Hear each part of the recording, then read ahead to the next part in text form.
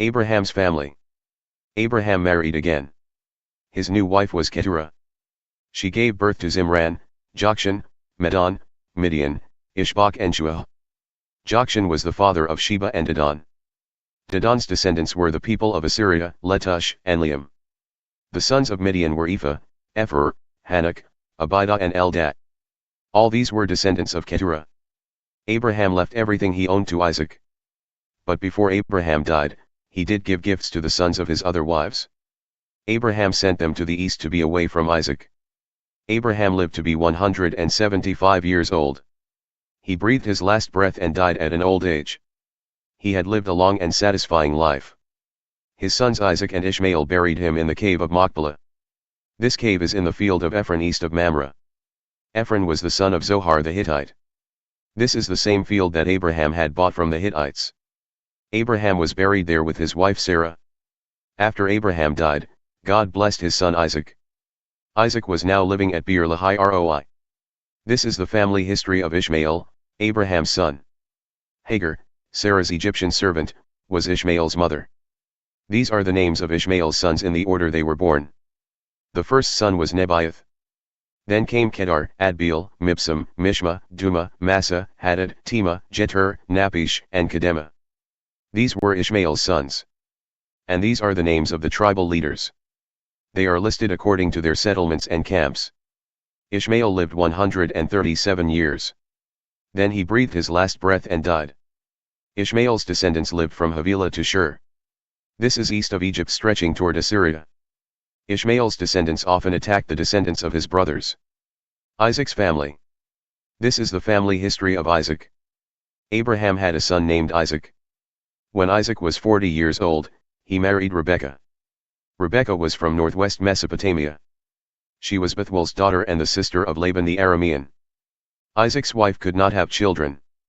So Isaac prayed to the Lord for her. The Lord heard Isaac's prayer, and Rebekah became pregnant. While she was pregnant, the babies struggled inside her. She asked, "Why is this happening to me?" Then she went to get an answer from the Lord. The Lord said to her, "Two nations are in your body. Two groups of people will be taken from you. One group will be stronger than the other. The older will serve the younger." And when the time came, Rebekah gave birth to twins. The first baby was born red. His skin was like a hairy robe. So he was named Esau. When the second baby was born, he was holding on to Esau's heel. So that baby was named Jacob. Isaac was 60 years old when they were born. When the boys grew up, Esau became a skilled hunter. He loved to be out in the fields. But Jacob was a quiet man. He stayed among the tents. Isaac loved Esau. Esau hunted the wild animals that Isaac enjoyed eating. But Rebekah loved Jacob. One day Jacob was boiling a pot of vegetable soup. Esau came in from hunting in the fields. He was weak from hunger. So Esau said to Jacob, "Let me eat some of that red soup. I am weak with hunger." That is why people call him Edom. But Jacob said, "You must sell me your rights as the firstborn son." Esau said, "I am almost dead from hunger. If I die, all of my father's wealth will not help me." But Jacob said, "First, promise me that you will give it to me." So Esau made a promise to Jacob. In this way he sold his part of their father's wealth to Jacob. Then Jacob gave Esau bread and vegetable soup. Esau ate and drank and then left. So Esau showed how little he cared about his rights as the firstborn son. Isaac lies to Abimelech. Once there was a time of hunger in the land. This was besides the time of hunger that happened during Abraham's life. So Isaac went to the town of Gerar. He went to see Abimelech king of the Philistines. The Lord appeared to Isaac and said, "Don't go down to Egypt. Live in the land where I tell you to live. Stay in this land, and I will be with you. I will bless you. I will give you and your descendants all these lands. I will keep the agreement I made to Abraham your father. I will give you many descendants. They will be as hard to count as the stars in the sky. And I will give them all these lands. Through your descendants all the nations on the earth will be blessed. I will do this because your father Abraham obeyed me. He did what I said. He obeyed my commands, my teachings, and my rules." So Isaac stayed in Gerar. Isaac's wife Rebekah was very beautiful. The men of that place asked Isaac about her. Isaac said, "She is my sister." He was afraid to tell them she was his wife. He thought they might kill him so they could have her. Isaac lived there a long time. One day as Abimelech king of the Philistines looked out his window, he saw Isaac. Isaac was holding his wife Rebekah tenderly. Abimelech called for Isaac and said, "This woman is your wife. Why did you say she was your sister?" Isaac said to him, "I was afraid you would kill me so you could have her." Abimelech said, "What have you done to us? One of our men might have had physical relations with your wife. Then we would have been guilty of a great sin." So Abimelech warned everyone. He said, "Anyone who touches this man or his wife will be put to death." Isaac becomes rich. Isaac planted seed in that land. And that year he gathered a great harvest. The Lord blessed him very much. Isaac became rich. He gathered more wealth until he became a very rich man. He had many slaves and many flocks and herds. The Philistines envied him. So they stopped up all the wells the servants of Isaac's father Abraham had dug. They had dug them when Abraham was alive. The Philistines filled those wells with dirt. And Abimelech said to Isaac, "Leave our country. You have become much more powerful than we are." So Isaac left that place. He camped in the valley of Gerar and lived there. Long before this time Abraham had dug many wells.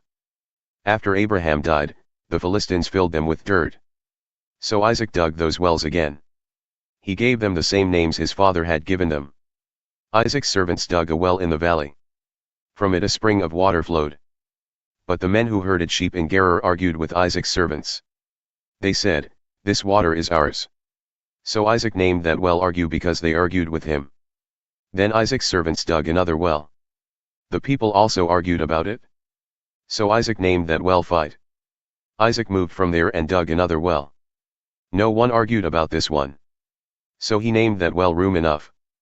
Isaac said, "Now the Lord has made room for us. We will be successful in this land." From there Isaac went to Beersheba.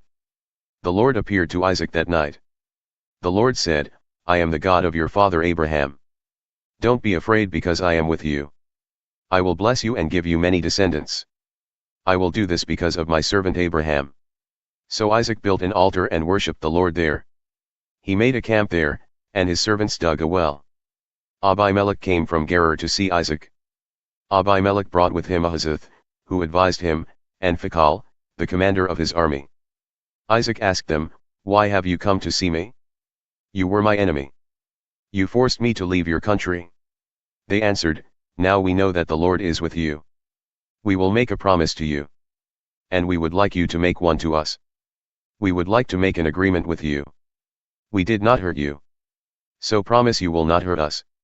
And we were good to you, and we sent you away in peace. Now the Lord has blessed you." So Isaac prepared food for them, and they all ate and drank. Early the next morning the men made a promise to each other. Then Isaac sent them away, and they left in peace. That day Isaac's servants came and told him about the well they had dug. They said, "We found water in that well." So Isaac named it Sheba, and that city is still called Beersheba even now. When Esau was 40 years old, he married 2 Hittite women. One was Judith daughter of Beeri. The other was Basemath daughter of Elon. These women brought much sorrow to Isaac and Rebekah.